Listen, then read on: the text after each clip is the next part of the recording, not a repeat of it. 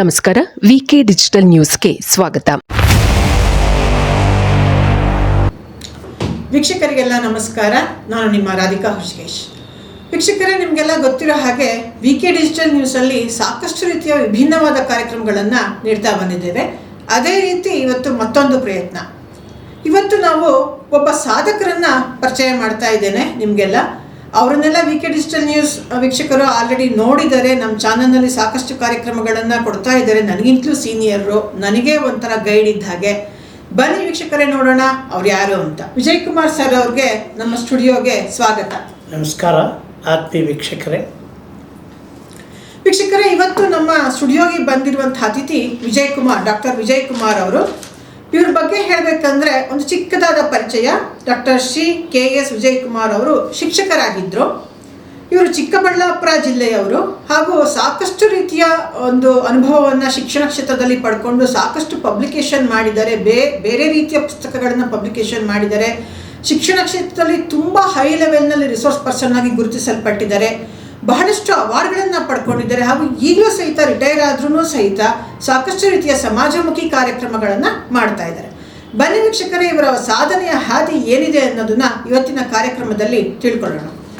Sir, ಮೊದಲನೇದಾಗಿ ನಿಮಗೆ ಮತ್ತೊಮ್ಮೆ ಸ್ವಾಗತ ಕೋರ್ತೇನೆ. ಮತ್ತು ಸರ್, ಇವಾಗ ನೀವು ಚಿಕ್ಕಬಳ್ಳಾಪುರ ಜಿಲ್ಲೆಯವರು ಅಂತ ಗೊತ್ತಾಯಿತು. ನಿಮ್ಮ ಒಂದು ಫ್ಯಾಮಿಲಿ ಅಂದರೆ ನಿಮ್ಮ ತಂದೆ ತಾಯಿ, ನಿಮ್ಮ ಬಾಲ್ಯ, ನಿಮ್ಮ ಶಿಕ್ಷಣ, ನಿಮ್ಮ ಊರು, ಅದ್ರ ಬಗ್ಗೆ ನಿಮ್ಮ ವೀಕ್ಷಕರಿಗೆ ತಿಳಿಸ್ತೀರಾ? ಸಾಮಾನ್ಯವಾಗಿ ನಾನು ಚಿಕ್ಕಬಳ್ಳಾಪುರ ಜಿಲ್ಲೆ, ಚಿಕ್ಕಬಳ್ಳಾಪುರ ನಗರದಲ್ಲಿ ಇದ್ದಿದ್ದು. ನಮ್ಮ ತಂದೆ ಶಾಮಣ್ಣವರು ಅಂತ, ಕ್ಯಾಸ್ಟ್ ಚಂದ್ರದ ಶಾಮಣ್ಣವರು. ನಮ್ಮ ತಾಯಿಯವರು ಶ್ರೀಮತಿ ಗುಂಡಮ್ಮನವರು ಅಂತ. ಅವರು ಪ್ರಾಥಮಿಕ ಶಾಲಾ ಶಿಕ್ಷಕರಾಗಿದ್ದರು. ನಮ್ಮ ತಂದೆಯವರು ಕೂಡ ಅಬ್ಕಾರಿ ಇಲಾಖೆಯಲ್ಲಿ ಸೇವೆ ಸಲ್ಲಿಸಿದರು. ನಾನು 4 ವರ್ಷ ಹುಡುಗನಾಗಿದ್ದಾಗಲೇ, ಮಗುವಾಗಿದ್ದಾಗೆ ನಮ್ಮ ತಂದೆ ನಿಧನ ಆಗತ್ತೆ. ಸೊ ನಮ್ಮ ಇಡೀ ಕುಟುಂಬವನ್ನು ಸಾಕಿ ಸಲಹಿದ್ದು ನಮ್ಮ ತಾಯಿಯವರು. ನನಗೆ 4 ಜನ. ಮೊಟ್ಟ ಮೊದಲು ನಮ್ಮ ಅಕ್ಕ, ನಂತರ ಅಣ್ಣ, ನಾನು 4ನೇವನು. ಸೊ ಈಗ ಇರೋದು ಇಬ್ಬರೇ, ನಾನು ಮತ್ತು ನಮ್ಮ ಅಣ್ಣ ಅಂತ. ಅವರು ಮೈಸೂರಿನ ಸಾರ್ವಜನಿಕ ಪ್ರೌಢಶಾಲೆಯಲ್ಲಿ ಮುಖ್ಯ ಶಿಕ್ಷಕರಾಗಿ ಸೇವೆ ಸಲ್ಲಿಸಿ ನಿವೃತ್ತರಾಗಿದ್ದಾರೆ.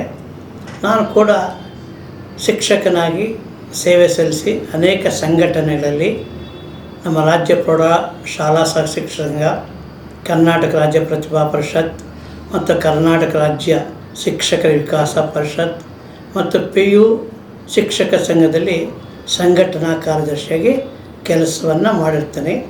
38 ವರ್ಷಗಳ ಕಾಲ ಪ್ರೌಢಶಾಲೆಯಲ್ಲಿ ಸಹ ಶಿಕ್ಷಕನಾಗಿ ಇನ್ಚಾರ್ಜ್ ಅಂದರೆ ಒಂದು ಮುಖ್ಯೋಪಾಧ್ಯಾಯನಾಗಿ ಸೇವೆ ಸಲ್ಲಿಸಿ ಈಗ ನಿವೃತ್ತಿಯಾಗಿರುತ್ತೇನೆ. ಸರ್, ಇವಾಗ ನೀವು ಹೇಳಿದ್ರಿ ನೀವು ಪ್ರೌಢಶಾಲಾ ಶಿಕ್ಷಕರ ಸಂಘದಲ್ಲಿದ್ರಿ, PU ಶಿಕ್ಷಕರ ಸಂಘದಲ್ಲಿದ್ರಿ ಅಂತ. ಅಂದರೆ ನೀವು PUCಗೂ ಪಾಠ ಮಾಡಿದ್ದೀರಾ? ಅಂದರೆ ಸಂಘಟನೆ ಅಂತ ಇದೆ, ಆ ಸಂಘಟನೆಯಲ್ಲಿ ಸಂಘಟನಾ ಕಾರ್ಯದರ್ಶಿಯಾಗಿದ್ದೆ. ಪ್ರೌಢಶಾಲಾ ಸಹ ಶಿಕ್ಷಕರ ಸಂಘದಲ್ಲಿ ಸಂಘಟನಾ ಕಾರ್ಯದರ್ಶಿಯಾಗಿದ್ದೆ. ಮತ್ತು ನಮ್ಮ ರಾಜ್ಯ ಶಿಕ್ಷಕರ ವಿಕಾಸ ಪರಿಷತ್ ಅಂತಿದೆ, ಅಲ್ಲಿ ಪ್ರಾಥಮಿಕ, ಪ್ರೌಢ ಮತ್ತು ಪದವಿ ಶಿಕ್ಷಕರು ಆ ಸಂಘಟನೆಯಲ್ಲಿದ್ದಾರೆ.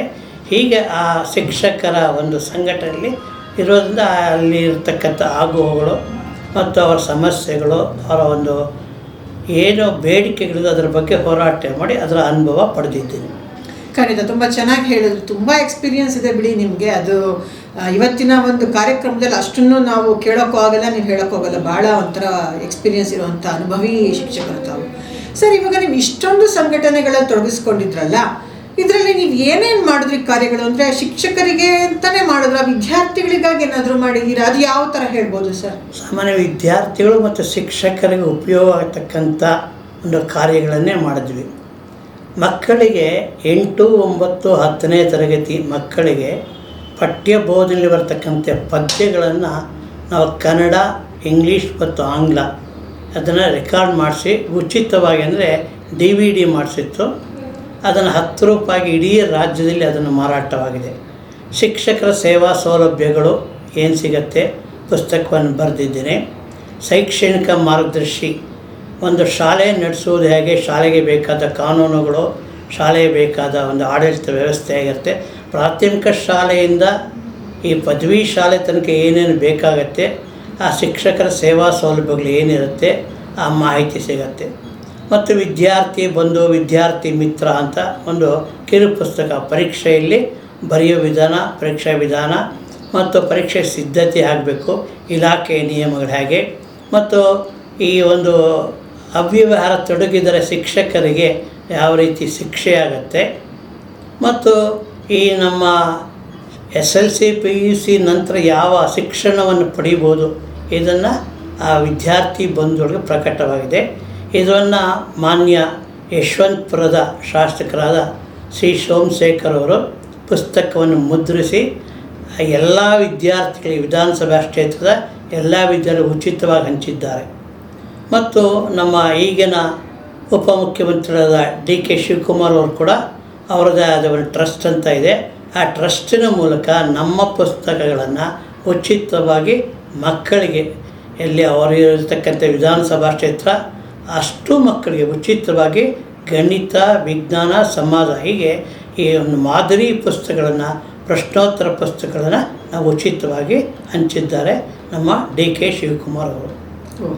ತುಂಬ ಸಂತೋಷ ಆಯಿತು. ನೋಡಿ, ನೀವೊಂದು ಸಮಾಜಮುಖಿ ಕಾರ್ಯ ಮಾಡ್ತಾ ಇದ್ದೀರಾ ಅಂದರೆ ಅದಕ್ಕೆ ಒಂದು ರಾಜಕೀಯ ನಾಯಕರುಗಳಿಂದನೂ ಸಪೋರ್ಟ್ ಸಿಗ್ತಾ ಇದೆ ಅಂದರೆ ನಿಮ್ಮ ಪ್ರಭಾವ ಅಂದರೆ ನಿಮ್ಗೆ ಎಷ್ಟು ವ್ಯಾಲ್ಯೂ ಇದೆ ಅನ್ನೋದು ಇಲ್ಲೇ ಅರ್ಥ ಆಗುತ್ತೆ. ಆಮೇಲೆ ಸರ್, ನೀವು ಪ್ರಕಟ ಮಾಡಿದ್ದೀವಿ ಅಂದರೆ ನಿಮ್ಮದೇ ಪಬ್ಲಿಕೇಶನ್ನ ಅಥವಾ ಬೇರೆಯವರಿಂದ ಪಬ್ಲಿಷ್ ಮಾಡಿಸಿದ್ರಾ? ನಾನೇ ನಮ್ಮದೇ ಆದ ಜ್ಞಾನಗಂಗಾ ಅಂತ ಸಾಮಾನ್ಯವಾಗಿ ಮನುಷ್ಯನಿಗೆ ಬೇಕಾದ ಎಲ್ಲ ವಿಷಯಗಳನ್ನು ಪ್ರಕಟಿಸುವ ಕಾರ್ಯ ಮಾಡಿದ್ದೇನೆ. ದೇವಾಲಯಗಳ ನಿರ್ಮಾಣ ಇರ್ಬೋದು, ಜ್ಯೋತಿಷ್ಯ ಇರ್ಬೋದು, ಧರ್ಮಶಾಸ್ತ್ರ ಇರ್ಬೋದು, ಮತ್ತು ಏನಿವತ್ತು ವಿಜ್ಞಾನದ ರಸಪ್ರಶ್ನೆಗಳು, 1000 ಪ್ರಶ್ನೆ 1000 ಉತ್ತರ, ಮತ್ತು ರಾಮಾಯಣ, ಮಹಾಭಾರತ, ಭಾಗವತ ಹೀಗೆ ಅಲ್ಲಿ ಬರ್ತಕ್ಕಂಥ ವಿಷಯಗಳನ್ನ ಪ್ರಶ್ನೋತ್ತರ ರೂಪದಲ್ಲಿ ಪ್ರಕಟ ಆಗಿದೆ. 1000 ಪ್ರಶ್ನೆ 1000 ಉತ್ತರ, ಹೀಗೆ ಎಲ್ಲ ವಿಷಯಗಳು ಇದೆ. ಸಾಮಾನ್ಯ ನಮಗೇನು ಬರುತ್ತೆ, ಮನುಷ್ಯರ ಹುಟ್ಟಿದಾಗಿನಿಂದ ಸಾಯೋ ತನಕ ಮನುಷ್ಯನಿಗೆ ಏನೇನು ಆಗತ್ತೆ, ಅವನ ಕರ್ಮಗಳು ಅಂದರೆ ಆ ಸಂಸ್ಕಾರಗಳು ಹೇಗಿರುತ್ತೆ, ಧರ್ಮದಲ್ಲಿ ಯಾವ ರೀತಿ ಇರುತ್ತೆ, ನಮ್ಮ ವೈದಿಕ ಪದ್ಧತಿ ವಿವಾಹ ಆಗೋದು ಹೇಗೆ, ಮತ್ತು ಸಂಸ್ಕಾರ ಯಾವ ರೀತಿ ನಾವು ಗತಿಸಿದಾಗ ಯಾವ ರೀತಿ ದಾನ ಕೊಡಬೇಕು, ಪ್ರತಿಯೊಂದು ಕೂಡ ದೇವಾಲಯ ನಿರ್ಮಾಣ ಮಾಡಬೇಕು ಹೇಗೆ, ಶಿಲ್ಪ ಕೆತ್ತನೆ ಮಾಡೋದು ಹೇಗೆ, ಪೂರ್ತಿ ವೈದಿಕ ಧರ್ಮದ ಎಲ್ಲ ವಿವರಗಳು ಭಾರತೀಯರ ಆಚಾರ ವಿಚಾರ ಅಂತ ಮತ್ತು ಭಾರತೀಯರ ಧರ್ಮ ಅಂತ ಹೀಗೆ ಹಲವಾರು ಪುಸ್ತಕಗಳಲ್ಲಿ ಅದನ್ನು ಮುದ್ರಣ ಆಗಿದೆ. ಇವತ್ತು ರಾಜ್ಯದ ಎಲ್ಲ ಗ್ರಂಥಾಲಯಗಳಲ್ಲಿ ಮತ್ತು ವಿದೇಶದಲ್ಲಿ ಸುಮಾರು ಒಂದು 39 ದೇಶದಲ್ಲಿ ಈ ಪುಸ್ತಕಗಳಿದೆ. ಮತ್ತು ಭಾರತ ಸರ್ಕಾರದ ಗ್ರಂಥಾಲಯದಲ್ಲಿ ಚೆನ್ನೈ ಇದೆ, ಮತ್ತು ನಮ್ಮ ಬೆಂಗಳೂರಿದೆ, ಡೆಲ್ಲಿ ಇದೆ, ಇಲ್ಲಿ ಕೇಂದ್ರ ಸರ್ಕಾರದ ಗ್ರಂಥಾಲಯ ಇದೆ, ಮತ್ತು ಲೋಕಸಭೆ ರಾಜ್ಯಸಭೆ ಗ್ರಂಥಾಲಯಗಳು ಕೂಡ ಈ ಪುಸ್ತಕಗಳು ಲಭ್ಯವಿದೆ. ಯಾಕೆ ಅಂದರೆ ಈ ಭಾಷಾ ಕಲಿಕೆ ಹೇಗೆ ಅನ್ನುವುದನ್ನು 3 ಭಾಷೆಗಳಲ್ಲಿ ಶಿಕ್ಷಣ ದರ್ಶನ ಅನ್ನೋ ಕೃತಿಯಲ್ಲಿ ಕೊಟ್ಟಿದ್ದೀನಿ. ಮತ್ತು ಇದರಿಂದ ಆ ಲೋಕಸಭೆ ಮತ್ತು ರಾಜ್ಯಸಭೆಯವರಿಗೆ ಯಾವುದೇ ಶಬ್ದ ಇರಲಿ, ಯಾವುದೇ ಪದಗಳಿರಲಿ, ಏನು ಜನಸಾಮಾನ್ಯರು ಬಳಸ್ತಾರೆ ಅಷ್ಟು ವಿವರಗಳು ಈ ಶಿಕ್ಷಣ ದರ್ಶನ ಪುಸ್ತಕದಲ್ಲಿ ಸಿಗತ್ತೆ. ಹೀಗೆ ದೇಶದಲ್ಲಿ ಮತ್ತು ವಿದೇಶಗಳಲ್ಲಿ ಕೂಡ ಈ ಪುಸ್ತಕ ಲಭ್ಯವಿದೆ. ಜ್ಞಾನಗಂಗಾ ಪ್ರಕಟನ ನೋಡಿದ್ರೆ ಸಿಗತ್ತೆ. 3 ಸಲ ನಮ್ಮ ರಾಜ್ಯ ಸರ್ಕಾರ ಉತ್ತಮ ಕೃತಿ ಅಂತ ಪ್ರಶಸ್ತಿಯನ್ನು, ಪುರಸ್ಕಾರವನ್ನು ನೀಡಿದೆ. ಭಾರತ ಸರ್ಕಾರ 1 ಸಲ ಮಹಾತ್ಮ ಗಾಂಧಿ ಪ್ರಶಸ್ತಿಯನ್ನು ನೀಡಿದೆ. ಸಾಮಾನ್ಯವಾಗಿ ಕೇಂದ್ರ ಸರ್ಕಾರ ಮತ್ತು ರಾಜ್ಯ ಸರ್ಕಾರಗಳು ಪುಸ್ತಕ ಪ್ರಕಟಣೆಗೆ, ಪುಸ್ತಕ ಮುದ್ರಣಕ್ಕೆ ಧನ ಸಹಾಯ ಮಾಡುತ್ತೆ.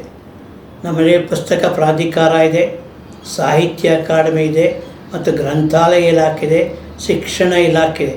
ಇವೆಲ್ಲವೂ ಕೂಡ ಮನುಷ್ಯ ಅಂದರೆ ಪುಸ್ತಕ ಪ್ರಕಟಣೆಗೆ ಬೇಕಾದ ಖರ್ಚನ್ನು ಕೊಡುತ್ತೆ ಮತ್ತು ಅದಕ್ಕೆ ಪುರಸ್ಕಾರವನ್ನು ಕೊಡುತ್ತೆ. ಕೇಂದ್ರ ಸರ್ಕಾರವೂ ಅಷ್ಟೇ ಸಾಹಿತ್ಯ ಭಾಷೆ ಅನುವಾದ ಮಾಡಿದರೆ ಅನುವಾದಕ್ಕೆ ವಿಶೇಷವಾದ ಪುರಸ್ಕಾರವನ್ನು ಕೊಡ್ತಾರೆ. ನಾವು ಕೈ ಬರಹದಲ್ಲಿ ಕೊಟ್ಟರೆ ಅದನ್ನು ಮುದ್ರಣ ಮಾಡಿ ಸರ್ಕಾರ ನಮಗೆ ಒಂದು ಕೊಡ್ತಾರೆ. ಹೀಗೆ ಸಾಹಿತ್ಯ ಅಕಾಡೆಮಿ ಇದೆ, ಪುಸ್ತಕ ಪ್ರಾಧಿಕಾರದಲ್ಲಿ ಮತ್ತು ಶಿಕ್ಷಣ ಇಲಾಖೆಯಲ್ಲಿ, ಗ್ರಂಥಾಲಯ ಇಲಾಖೆ ಪ್ರತಿಯೊಬ್ಬರು ಕೂಡ 300 ಕೃತಿಗಳನ್ನು ಪ್ರತಿ ವರ್ಷ ಆಯ್ಕೆ ಮಾಡ್ತಾರೆ.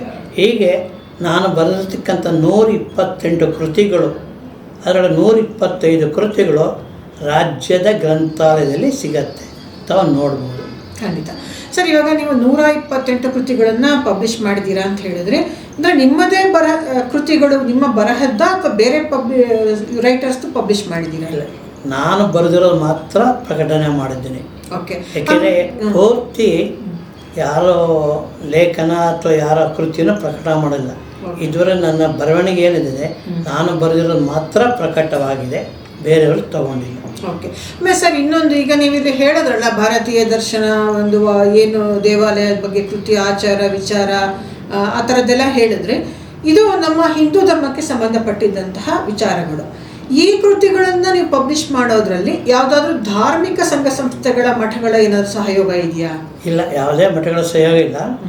ಸಾಮಾನ್ಯ ಭಾರತದಲ್ಲಿ ನಮ್ಮ ಕರ್ನಾಟಕದಲ್ಲಿ ಎಷ್ಟು ಮಠಗಳಿದೆ, ಆ ಮಠಗಳ ವಿವರ ಇದೆ, ಆ ಸ್ವಾಮಿಗಳ ಭಾವಚಿತ್ರ ಇದೆ, ಮತ್ತು ಮಠಗಳು ಯಾವ್ಯಾವ ಪತ್ರಿಕೆ ಪ್ರಕಟ ಮಾಡ್ತಾ ಇದೆ ಅದು ಸಿಗತ್ತೆ. ಯಾಕೆಂದರೆ ಮೊಟ್ಟ ಮೊದಲ ಬಾರಿಗೆ ಎಲ್ಲ ಮಠಗಳನ್ನು ಸಂಗ್ರಹಿಸಿ ಆ ಮಠಾಧೀಶರ ಒಂದು ಭಾವಚಿತ್ರದೊಂದಿಗೆ ಅವರ ಸಂಪರ್ಕ ಮೊಬೈಲ್ ಫೋನ್ನು ಕೂಡ ಸಂಗ್ರಹ ಮಾಡಿದ್ವಿ.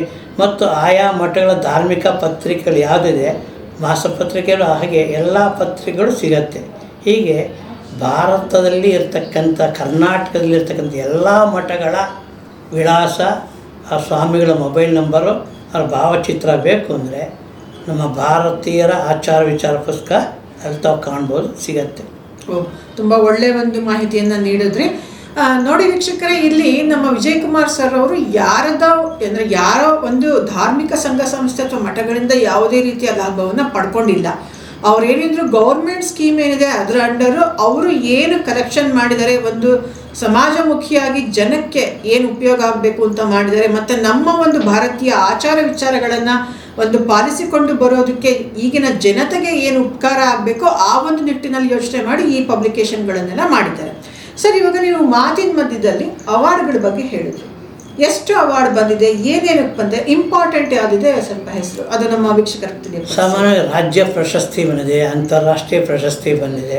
ಅಂತಾರಾಷ್ಟ್ರೀಯ ಯಾವುದು? ನಮ್ಮ ಶಿಕ್ಷಕ ಸಂಘಟನೆ ಇಂಟರ್ನ್ಯಾಷನಲ್ ಟೀಚರ್ಸ್ ಕಾನ್ಫರೆನ್ಸ್ ಅಂತ ಮಾಡಿದ್ವಿ, ಓಕೆ, ವಚನ ಸಮ್ಮೇಳನ ಅಂತ ಮಾಡಿದ್ವಿ, ಸಾಹಿತ್ಯ ಸಮ್ಮೇಳನ ಮಾಡಿದ್ವಿ.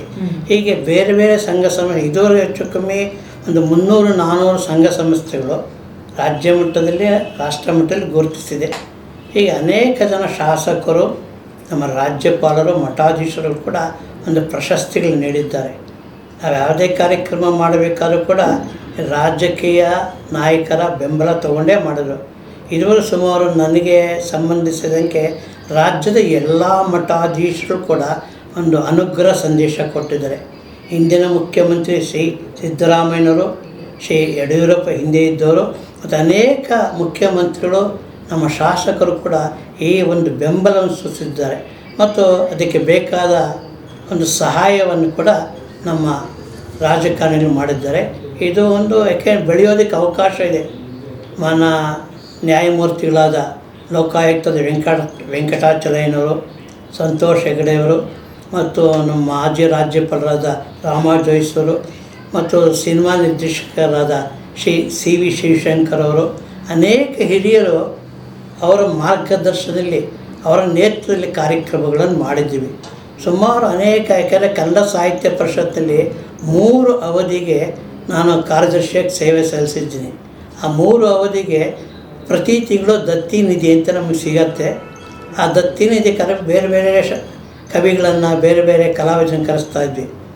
ನಮ್ಮ ಕನ್ನಡ ಸಾಹಿತ್ಯ ಪರಿಷತ್ ಯಲಹಂಕ ಘಟಕ ಮತ್ತು ಯಲಹಂಕದ ಕನ್ನಡ ಕಲಾ ವೇದಿಕೆ ಅಂತ ಮಾಡಿದ್ವಿ.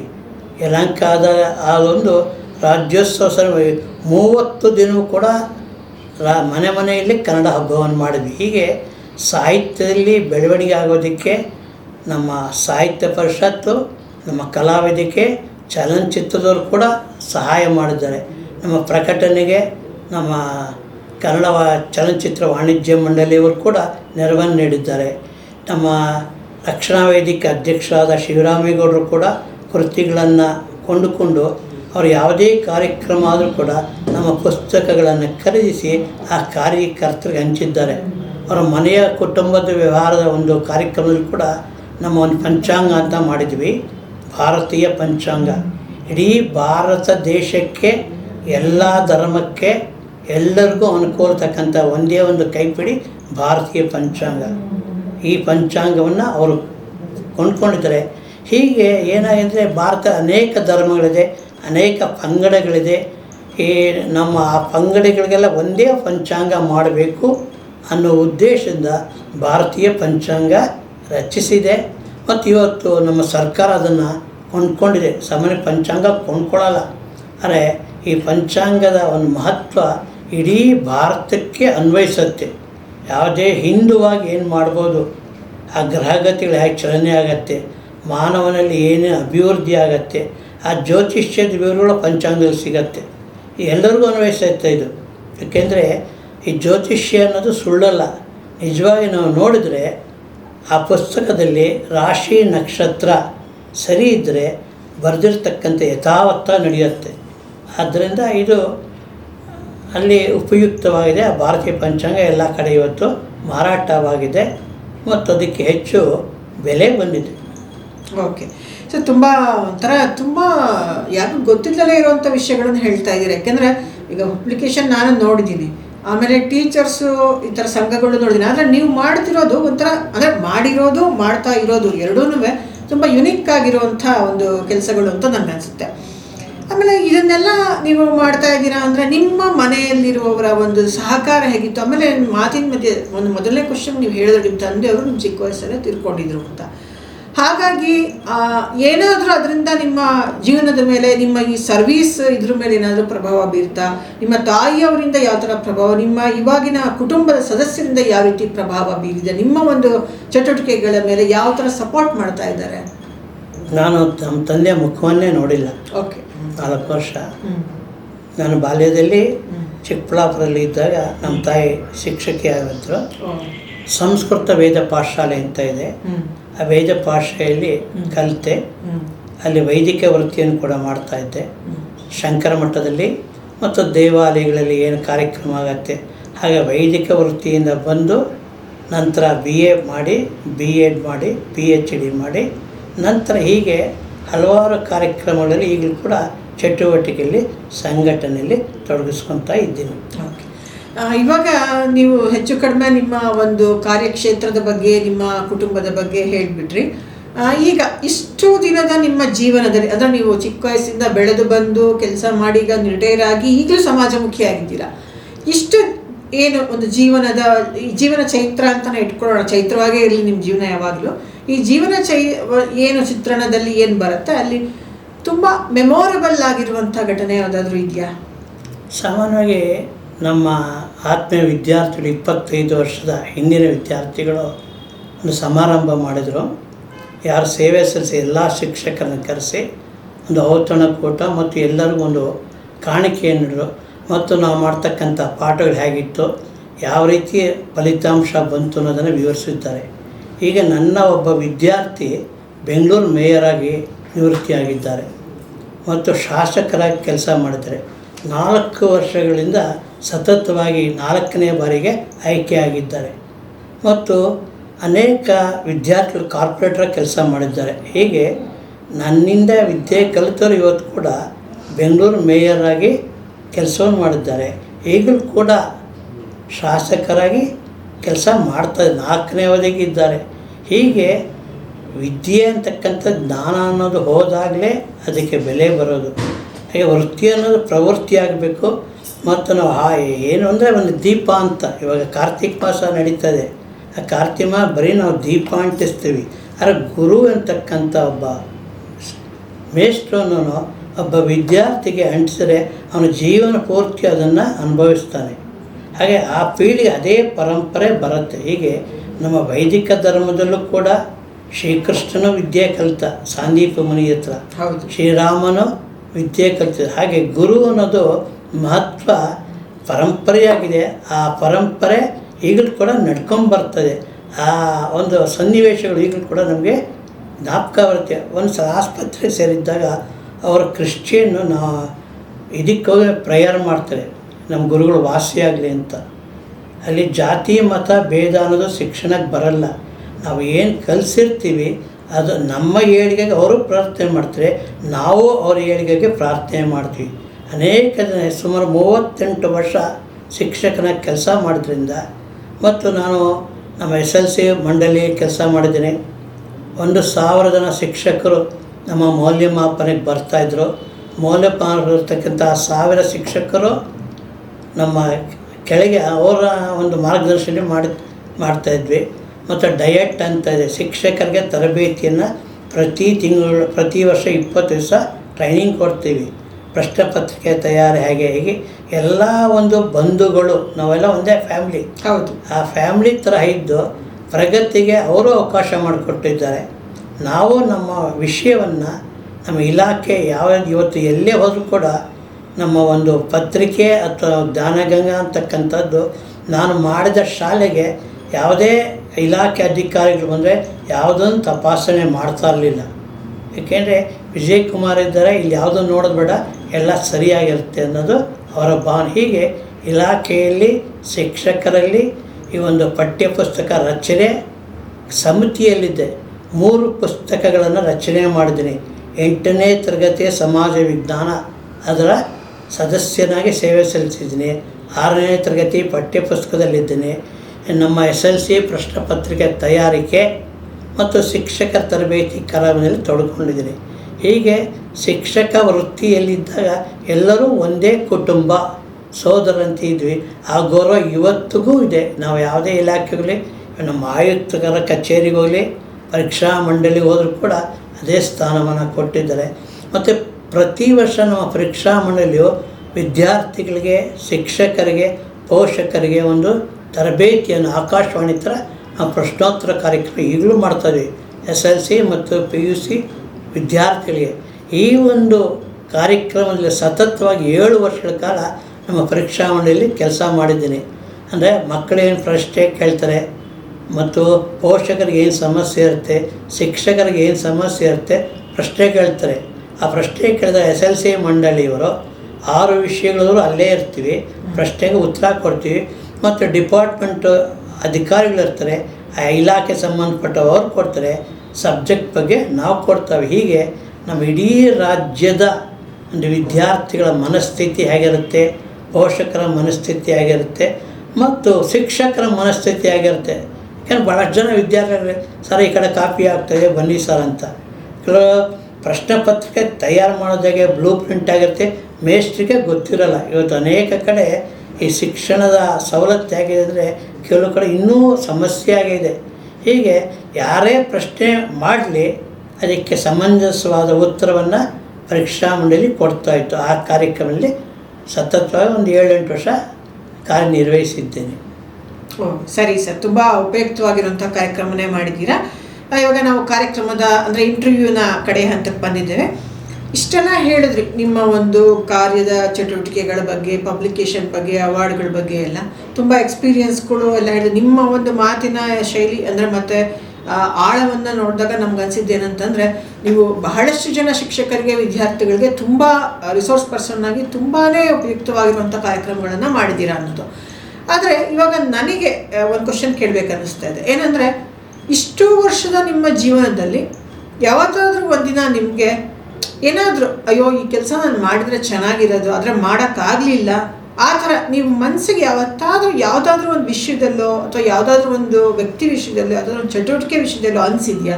ಅವಾಗ ನೀವು ಏನು ಅದಕ್ಕೆ ಕಂಪನ್ಸೇಟ್ ಮಾಡಬೇಕು ಅಂತ ಅಂದ್ಕೊಂಡ್ರಿ? ಇದುವರೆಗೆ ಅಂಥ ಸಂದರ್ಭನೇ ಬಂದಿಲ್ಲ. ಯಾಕೆ ನಾನು ಏನು ಅಂದ್ಕೊಂಡಿದ್ದೀನಿ ಅದನ್ನು ಪೂರೈಸಿದ್ದೇನೆ. ಯಾಕೆಂದ್ರೆ ನನ್ನ ಮನಸ್ಸಿಗೆ ಬಂದಿದ್ದು ಇದುವರೆಗೆ ಯಾವ ಕಾರ್ಯ ಸ್ಥಗಿತವಾಗಿಲ್ಲ. ಆದ್ದರಿಂದ ಏನಾಗತ್ತೆ ಅದನ್ನು ಇಲಾಖೆ ಮುಖಾಂತರ ಬಗೆಹರಿಸ್ತಾ ಇದ್ವಿ. ಸರ್ಕಾರಿ ನಿಯಮದಲ್ಲಿ ಏನಿರುತ್ತೆ ಅದು ಬಗೆಹರಿಸ್ತಾ ಇದ್ವಿ. ಶಿಕ್ಷಕರ ಅದಾಲತ್ ಅಂತ ಮಾಡ್ತಾಯಿದ್ವಿ. ನಮ್ಮ ಶಾಸಕರನ್ನ ಕರೆಸ್ತಾ ಇದ್ವಿ, ವಿಧಾನ ಪರಿಷತ್ ಸದಸ್ಯರನ್ನ ಕರೆಸ್ತಾ ಇದ್ವಿ. ಮತ್ತು ಡಿಪಾರ್ಟ್ಮೆಂಟ್ ಏನಾಗತ್ತೆ ಆ ಸಮಸ್ಯೆಗಳಿಗೆ ಅಲ್ಲೇ ಪರಿಹಾರ ಕೊಡ್ತಾಯಿದ್ವಿ. ಹೀಗೆ ಶಿಕ್ಷಣದ ಇಲಾಖೆ ಅಥವಾ ವಿದ್ಯಾರ್ಥಿಗಳ ಸಂಬಂಧ ಇರ್ಬೋದು, ಪೋಷಕರಿಗೆ ಏನು ಸಮಸ್ಯೆ ಇದೆ, ಪ್ರತಿ ತಿಂಗಳು ನಾವು ಪೋಷಕರ ಸಭೆಯನ್ನು, ವಿದ್ಯಾರ್ಥಿ ಸಭೆಯನ್ನು ಮಾಡಿ ಆ ಮಗು ಬೆಳವಣಿಗೆ ಹೇಗಾಗಬೇಕು ಅನ್ನೋದನ್ನು ಅಲ್ಲೇ ಪರಿಹಾರ ಕೊಡ್ತಾಯಿದ್ವಿ. ಹಾಗೆ ಇಲಾಖೆ ಕೂಡ ಪ್ರತಿಯೊಂದು ಕಾರ್ಯಕ್ರಮದಲ್ಲಿ ಮುಂದೆ ಬರ್ತಾಯಿತ್ತು. ನಾವು ಅನೇಕ ಶಾಲೆಗಳ ತಪಾಸಣೆಗೆ ಹೋಗ್ತಾಯಿದ್ವಿ. ಶ್ರೀಮಾನ್ ಕಮಿಟಿ ಅಂತ ಇರುತ್ತೆ, ಸ್ಕ್ವಾಡ್ ಅಂತ ಇರುತ್ತೆ, ಮತ್ತು ಹೀಗೆ ಇಲಾಖೆ ಪ್ರತಿಯೊಂದು ಚಟುವಟಿಕೆದ ಆ ಶಾಲೆಯ ಸ್ಥಿತಿಗತಿ ಇರ್ಬೋದು, ಶಾಲಾ ಶಿಕ್ಷಕರ ಸಮಸ್ಯೆ ಇರ್ಬೋದು, ಅದನ್ನು ಇಲಾಖೆಗೆ ತಂದು ಅದನ್ನು ಬಗೆಹರಿಸಿ ಹೀಗೆ ಯಾವುದೇ ಒಂದು ಅಡೆಚಣೆ ಆಗಲಿ ಅಂದ್ಕೊಂಡಿದ್ದೆಲ್ಲ ಆಗಿದೆ, ಯಾವುದೂ ನಿಂತಿಲ್ಲ.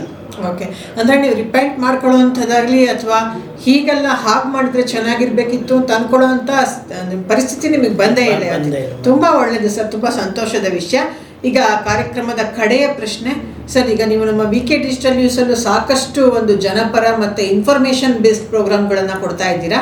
ಅದೇ ರೀತಿ ಎಲ್ಲ ಸೇರಿ ಒಟ್ಟಾರೆಯಾಗಿ ನಿಮ್ಮ ಮುಂದಿನ ಯೋಜನೆಗಳೇನು, ಅದನ್ನು ಯಾವ ರೀತಿ ಕಾರ್ಯರೂಪಕ್ಕೆ ತರೋದಕ್ಕೆ ನೀವು ಪ್ರಯತ್ನ ಪಡ್ತಾ ಇದ್ದೀರಾ, ಅದರಲ್ಲಿ ನಮ್ಮ ಪಾತ್ರ, ನಮ್ಮ ಅಂದರೆ ನಮ್ಮ ಒಂದು ಜಂಟಿಯಾಗಿ ನಾವೇನಾದರೂ ನಿಮಗೆ ಕೈಗೂಡಿಸ್ಬೇಕಾ, ನಾವು ಅಂದರೆ ಅಲ್ಲಿ ವೀಕ್ಷಕರು, ಸಮಾಜ ನಾನು ಹೇಳ್ತಿರೋದು, ಆ ಥರದ್ದೇನಾದರೂ ಇದೆಯಾ? ದಯವಿಟ್ಟು ನಮ್ಮ ವೀಕ್ಷಕರಿಗೆ. ಸಾಮಾನ್ಯವಾಗಿ ನಮ್ಮ ಬೆಂಗಳೂರು ಇತಿಹಾಸ, ಕರ್ನಾಟಕ ಇತಿಹಾಸವನ್ನು ತಿಳಿಸ್ತಾ ಇದ್ದೇನೆ.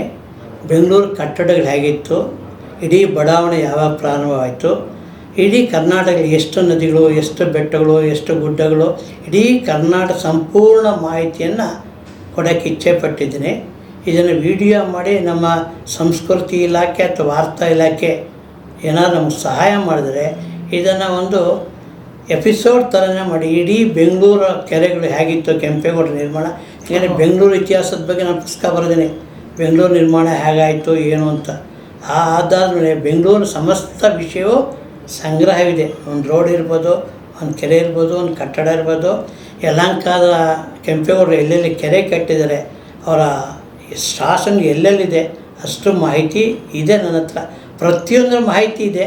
ಅದನ್ನು ಮುಂದಿನ VK ಡಿಜಿಟಲ್ ನ್ಯೂಸ್ ಚಾನಲ್ ద్వారా ಇಡೀ ಕರ್ನಾಟಕ ರಾಜ್ಯದ ಬೆಂಗಳೂರಿನ ಸಮಗ್ರ ಮಾಹಿತಿಯನ್ನು ಕೊಡ್ತಾನೆ. ಯಾಕೆಂದರೆ ನಾನು ಬರೆಸಕ್ಕಂಥ ಕರ್ನಾಟಕ ದರ್ಶನ ಅಂತಕ್ಕಂಥ ಪುಸ್ತಕ ಇದನ್ನು ಒಳಗೊಂಡಿದೆ. ಅದನ್ನು ಈ ಡಿಜಿಟಲ್ ಚಾನಲ್ ದ್ವಾರ ಕೊಡೋಕ್ಕೆ ಇಷ್ಟಪಡ್ತೀನಿ. ಓಕೆ ಸರ್, ಇವಾಗ ನಮ್ಮ VK ಡಿಜಿಟಲ್ ನ್ಯೂಸ್ ವೀಕ್ಷಕರಿಗೆ ತಾವು ಏನು ಮೆಸೇಜ್ ಕೊಡೋದಕ್ಕೆ ಇಷ್ಟಪಡ್ತೀರಾ? ಎಲ್ಲರೂ ತಾಯಿ ತಂದೆಯನ್ನು ಗೌರವಿಸಿ, ಹಿರಿಯರನ್ನು ಗೌರವಿಸಿ ಮತ್ತು ಜ್ಞಾನವನ್ನು ಸಂಪಾದನೆ ಮಾಡಿ. ಯಾಕೆಂದರೆ ನಿಮ್ಮ ಜೀವನ ನೀವು ನಡೆಸಬೇಕು, ಯಾರ ಮೇಲೂ ನೀವು ಡಿಪೆಂಡ್ ಆಗಬಾರ್ದೆ. ಸ್ಕಿಲ್ ಡೆವಲಪ್ಮೆಂಟ್ ಏನಿದೆ, ಎಜುಕೇಷನ್ ಕಂಪ್ಲೀಟ್ ಮಾಡಿ. ಮತ್ತು ಯಾವುದೇ ಒಂದು ಪಾಸ್ ಆಗೋದಕ್ಕೆ ಬೇರೆ ಬೇರೆ ಮಾರ್ಗದರ್ಶನ ಇದೆ. ಇವತ್ತು ಸರ್ಟಿಫಿಕೇಟ್ಲು ಮಾರಾಟಕ್ಕೆ ಸಿಗತ್ತೆ, ಏನು ಬೇಕಾದ್ರೂ ಇವತ್ತು ದುಡ್ಡಿದ್ದರೆ ಸಿಗತ್ತೆ. ಆದರೆ ಅದು ಶಾಶ್ವತ ಅಲ್ಲ. ನೀವು ಕಲಿತ ವಿದ್ಯೆ ಸಮಾಜಕ್ಕೆ, ನಿಮ್ಮ ಕುಟುಂಬಕ್ಕೆ, ನಿಮಗೆ ಆರ್ಥಿಕವಾಗಿ ಗೌರವ ತರಬೇಕು. ಆ ರೀತಿ ಗೌರವ ತರ್ತಕ್ಕಂಥ ವಿಷಯವನ್ನು, ನಾಲೆಡ್ಜನ್ನು ಗಳಿಸಿ ದೇಶಕ್ಕೆ ನಿಮ್ಮ ಸಹಾಯ ಬೇಕು. ಯಾಕೆಂದರೆ ಇವತ್ತು ಎಲ್ಲ ದೇಶಗಳಲ್ಲಿ ಭಾರತೀಯರು ತುಂಬ ಗೌರವ ಇದೆ. ಅಮೇರಿಕಾ ದೇಶದಲ್ಲಿ ಎಲ್ಲ ದೇಶಗಳು ಭಾರತೀಯರು ವಿದ್ಯಾವಂತರು ಅಂದರೆ ಹೆಚ್ಚು ಉದ್ಯೋಗ ಕೊಡ್ತಾಯಿದೆ. ಹೀಗೆ ನಮ್ಮ ದೇಶವು ಕೂಡ ಅನೇಕ ಯೋಜನೆಗಳ ಮುಖಾಂತರ ಸರ್ಕಾರ ಸವಲತ್ತನ್ನು ಕೊಡ್ತಾ ಇದೆ. ಈ ಸರ್ಕಾರ ನೀಡುವ ಸವಲತ್ತನ್ನು ಬಳಸ್ಕೊಳ್ಳಿ, ಅದರ ಉಪಯೋಗ ಪಡೆದುಕೊಂಡು ನೀವೇ ನಿಮ್ಮ ಉದ್ಯೋಗವನ್ನು ಮಾಡ್ಬೋದು, ಬೇರೆಯವರಿಗೆ ಉದ್ಯೋಗವನ್ನು ಕೊಡ್ಬೋದು. ಇಂಥ ಅನುಕೂಲತೆಗಳು ಕೇಂದ್ರ ರಾಜ್ಯ ಸರ್ಕಾರದಲ್ಲಿದೆ, ಬಳಸ್ಕೋಬೇಕು ಅಂತ ಪ್ರಾರ್ಥನೆ. ವೀಕ್ಷಕರೇ, ನೋಡಿದ್ರಲ್ಲ ನಾವು ವಿಜಯಕುಮಾರ್ ಸರ್ ಅವರು ಎಷ್ಟು ಇನ್ಫಾರ್ಮೇಷನ್ ಕೊಟ್ಟಿದ್ದಾರೆ. ಅವರ ಒಂದು ಸಾಧನೆ, ಅವರ ಕಾರ್ಯಕ್ರಮ, ಚಟುವಟಿಕೆ, ಅವರ ಎಕ್ಸ್ಪೀರಿಯನ್ಸ್ ಯಾವ ರೀತಿ ನಮಗೆಲ್ಲ ಹೆಲ್ಪ್ ಆಗ್ತಾ ಇದೆ, ಅವ್ರು ಯಾವ ರೀತಿ ಅದನ್ನೆಲ್ಲ ಒಂದು ಸೆಟ್ ಮಾಡಿ ಜನಕ್ಕೆ, ಸಮಾಜಕ್ಕೆ ಕೊಡ್ತಾ ಇದ್ದಾರೆ ಅನ್ನೋದನ್ನು ವಿಜಯಕುಮಾರ್ ಸರ್ ಅವ್ರಿಗೆ ನಮ್ಮ ಸ್ಟುಡಿಯೋಗೆ, VK ಡಿಜಿಟಲ್ ನ್ಯೂಸ್ ಸ್ಟುಡಿಯೋಗೆ ಬಂದು ಇಷ್ಟೆಲ್ಲ ಮಾಹಿತಿಯನ್ನು ಕೊಟ್ಟಿದ್ದಕ್ಕಾಗಿ VK ಡಿಜಿಟಲ್ ನ್ಯೂಸ್ ತಂಡದ ಪರವಾಗಿ ಧನ್ಯವಾದಗಳು. ನಮಸ್ಕಾರ. ಸಾಮಾನ್ಯವಾಗಿ ಈ ಒಂದು VK ಡಿಜಿಟಲ್ ನ್ಯೂಸ್ ಚಾನಲ್ ದ್ವಾರ ಈಗಾಗಲೇ ಹಲವಾರು ಕಾರ್ಯಕ್ರಮಗಳು ನೀಡ್ತಾ ಇದ್ದೀನಿ, ಮುಂದೆ ಕೂಡ ನೀಡ್ತೀನಿ. ಇದನ್ನು ವೀಕ್ಷಿಸಿದ ಸರ್ವರು ಕೂಡ ತಮ್ಮ ಅನುಭವವನ್ನು ತಾವು ಮುಂದೆ ಏನು ಮಾಡಬೇಕು ಅನ್ನೋರಿಗೆ ಮಾರ್ಗದರ್ಶನ ನೀಡೋದಕ್ಕೆ ನಾನು ಪ್ರಯತ್ನವನ್ನು ಪಡ್ತೀನಿ. ಯಾವ ಉದ್ಯೋಗ ಸಿಗತ್ತೆ, ಎಷ್ಟು ವರ್ಷ ಕೋರ್ಸ್ ಇರುತ್ತೆ, ಎಷ್ಟು ವೇತನ ಸಿಗತ್ತೆ, ಅದು ಬೇಕು. ಹೀಗೆ ದೇಶ ವಿದೇಶಗಳಲ್ಲಿ ಶಿಕ್ಷಣ ಮತ್ತು ಸಾಲ ಸೌಲಭ್ಯ, ವಿದ್ಯಾರ್ಥಿ ವೇತನ ಹೇಗೆ ಅನ್ನೋದನ್ನು ಮುಂದಿನ ಸಂಚಿಕೆಯಲ್ಲಿ ತಿಳಿಸುತ್ತೀರಿ. ಇಂತಿ ಯಲಹಂಕದ KS ವಿಜಯಕುಮಾರ್. ವಂದನೆಗಳು. ವೀಕ್ಷಕರೇ, ನೋಡೋದ್ರಲ್ಲ ವಿಜಯಕುಮಾರ್ ಸರ್ ಅವರ ಒಂದು ಸಾಧನೆಯ ಹಾದಿಯನ್ನು. ಇದೇ ರೀತಿ ಮತ್ತಷ್ಟು ಇಂಟರ್ವ್ಯೂಗಳೊಂದಿಗೆ ಬರ್ತವೆ. ಎಲ್ಲರಿಗೂ ನಿರಂತರವಾಗಿ ನೋಡುತ್ತೀರಿ VK ಡಿಜಿಟಲ್ ನ್ಯೂಸ್. ಇದು ನಮ್ಮ ಚಾನಲ್, ನಿಮ್ಮ ಚಾನಲ್, ನಮ್ಮೆಲ್ಲರ ಚಾನಲ್. ಇದು ಜನಪರ ಚಾನಲ್. ಧನ್ಯವಾದಗಳು. ವೀಕ್ಷಕರೇ, VK digital news YouTube channel ಅನ್ನು ಲೈಕ್ ಮಾಡಿ, ಸಬ್ಸ್ಕ್ರೈಬ್ ಮಾಡಿ ಮತ್ತು ಹೆಚ್ಚಿನ ಜನರಿಗೆ ಶೇರ್ ಮಾಡಿ.